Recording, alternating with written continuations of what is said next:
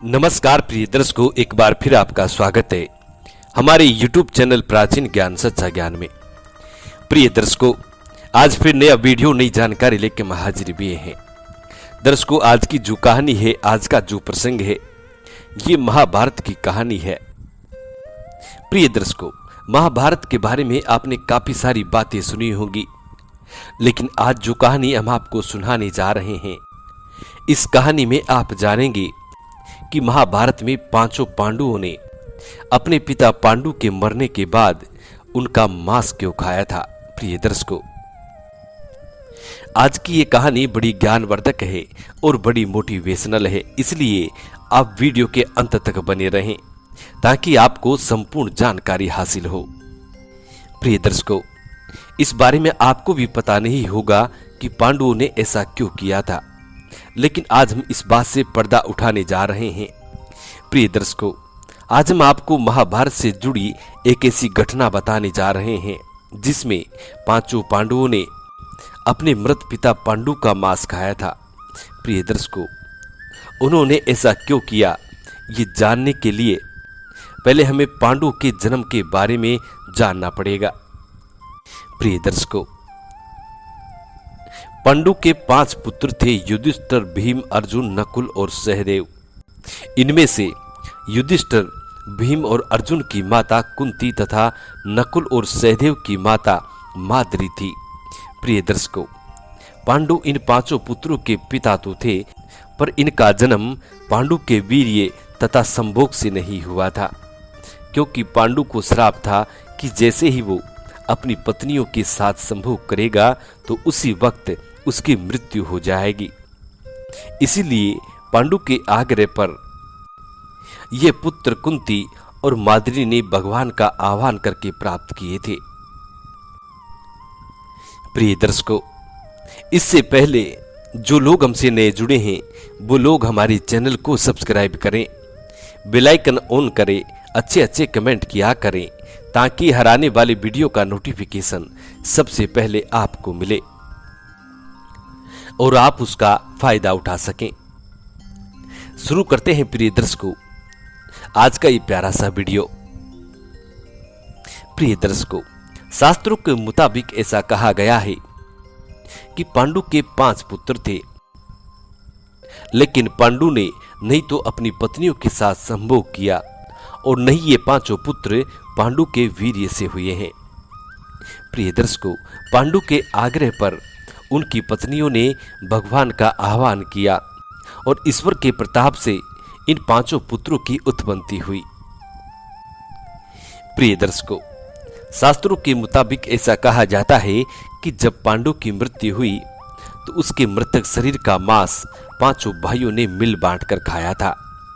उन्होंने ऐसा इसलिए किया था क्योंकि स्वयं पांडु की ऐसी इच्छा थी, चूंकि उसके पुत्र उसके वीर्य से पैदा नहीं हुए थे। इसलिए 5 पांडुओं के पिता पांडु का ज्ञान कौशल उनके बच्चों में नहीं आ पाया था। इसलिए पांडु ने अपनी मृत्यु से पूर्व ऐसा वरदान मांगा था कि उसके बच्चे उसकी मृत्यु के पश्चात उसके शरीर का मांस मिल बांट कर खाए, ताकि उनका ज्ञान उनके बच्चों में स्थानांतरित हो जाए, उनके बच्चों को उसके पिता के गुण, उसके पिता के शौर्य, उसके पिता की शक्ति प्राप्त हो जाए। इसीलिए पांडु ऐसा चाहता था कि उसकी मृत्यु के बाद उसके मृतक शरीर को मिल बांटकर 5 भाई सेवन करें, 5 भाई खा जाएं। प्रिय दर्शकों, पांडवों द्वारा पिता का मांस खाने के संबंध में 2 मान्यता प्रचलित है। प्रथम मान्यता के अनुसार मांस तो 5 भाइयों ने खाया था, पर सबसे ज्यादा हिस्सा सहदेव ने खाया था। प्रिय दर्शकों, ऐसा कहा जाता है कि सहदेव ने अपने पिता के मांस का हिस्सा सबसे ज्यादा सेवन किया था, सबसे ज्यादा खाया था। जबकि एक मान्यता के अनुसार सिर्फ सहदेव ने पिता की इच्छा का पालन करते हुए उनके मस्तिष्क के 3 हिस्से का मांस खाया था। प्रिय दर्शकों, शास्त्रों में ऐसा लिखा है और शास्त्र ऐसा कहते हैं कि जब सहदेव को पहले टुकड़े खाते ही सहदेव को इतिहास का ज्ञान हुआ और जब पिता के मस्तिष्क का दूसरा टुकड़ा खाने से वर्तमान का ज्ञान हुआ और जब अपने पिता के मस्तिष्क का तीसरा टुकड़ा सहदेव सेवन करता है तो भविष्य का ज्ञान हो जाता है। प्रिय दर्शकों, शास्त्र ऐसा कहते हैं कि यही कारण था कि सहदेव पांचों भाइयों में सबसे अधिक ज्ञानी और गुणी था और इससे उससे भविष्य में होने वाली घटनाओं को देखने की भी शक्ति मिल गई थी। ऐसा कहा जाता है कि सहदेव को भूत, भविष्य और वर्तमान का संपूर्ण ज्ञान था। भगवान श्री कृष्ण की तरह सहदेव भी इस बात को अच्छी तरह से जानता था कि महाभारत के युद्ध का अंत क्या होगा, क्योंकि सहदेव को भी भूत, भविष्य और वर्तमान पहले से ही मालूम थे। प्रिय दर्शकों, शास्त्रों के अनुसार श्री कृष्ण के अलावा एकमात्र शख्स सहदेव ही था जिसे भविष्य में होने वाले महाभारत के युद्ध के बारे में संपूर्ण बातें पता थी। पूरा महाभारत का चित्रांश सहदेव की आंखों के सामने था। ऐसा कहा जाता है कि सहदेव को संपूर्ण भविष्य मालूम था कि महाभारत का अंत क्या होगा और इसी वजह से श्री कृष्ण को इस बात का डर था कि सहदेव ये सब बातें किसी और को ना बता दे। इसलिए श्री कृष्ण ने सहदेव को श्राप दिया था। भगवान श्री कृष्ण ने सहदेव को श्राप दिया था कि सहदेव, यदि तुम भूत, भविष्य, वर्तमान की बातें किसी को बताओगे तो उसी समय, उसी क्षण तुम्हारी मृत्यु हो जाएगी।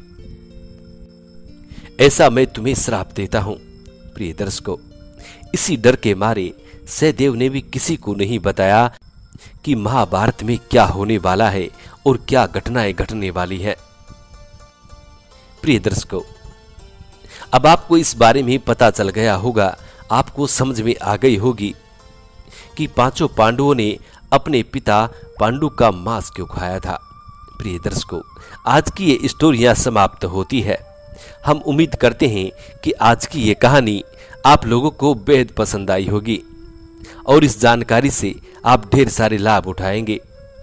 मिलते हैं प्रिय दर्शकों आने वाले नेक्स्ट वीडियो में। तब तक अपना ख्याल रखें। जी नमस्कार, धन्यवाद।